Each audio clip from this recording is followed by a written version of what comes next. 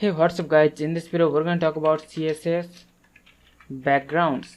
So in CSS we can use the background property and we can set the background for an element.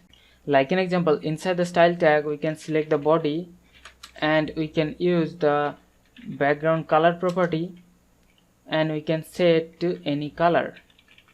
So the background color property is used to set the background color of any element.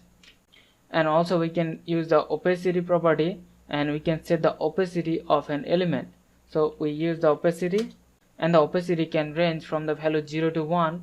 0 means it will be completely transparent and 1 means it will be completely visible. So I'm going to set the value 0.5.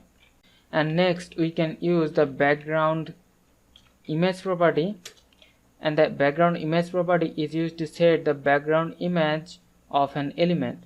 So we use the URL and here we have to specify the image to be used as a background. So I'm gonna use ./image.jpg, and you can see by default the image will be repeated in horizontal and also in the vertical direction. So we can use the background repeat property and we can decide which direction we wanted our image to be repeated. We can set it to repeat X. This way the image will be only repeated in the X direction, or it will be repeated in the horizontal direction. And also we can set it to repeat Y, and this way the image will be only repeated in the vertical direction. And also we can set it to no repeat, and this will prevent the background image from repeating.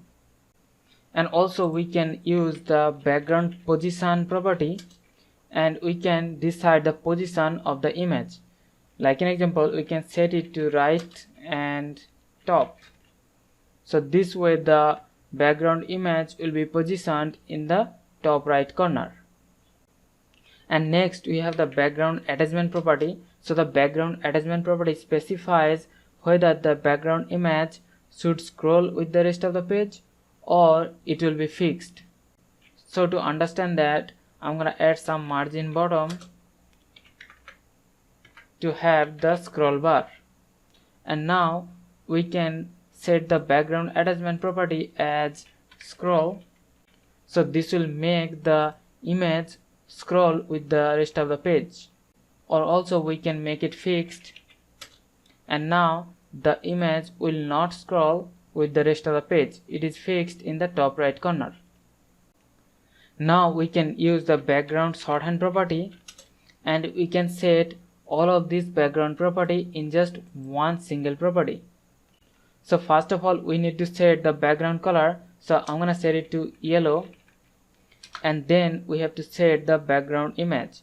So I'm gonna use the URL and I'm gonna set it to ./image.jpg.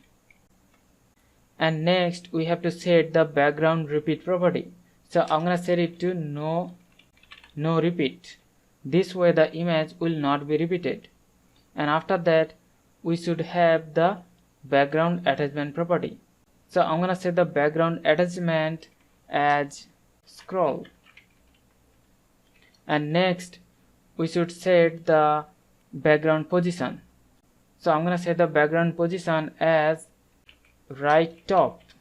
So this way the image will be positioned in the top right corner of the page. So this is the way we can use the CSS background property, and we can set the background color, we can set the background image, we can set the background repeat property, and also we can set the background position, or also we can set the background attachment property. And also we can use all of this property in just one single property.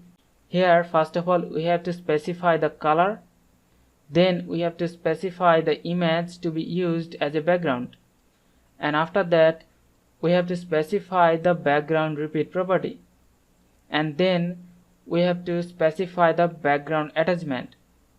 Like we can make it scroll with the page or we can make it fixed. And after that we have the background position, where we can set the position of the background image.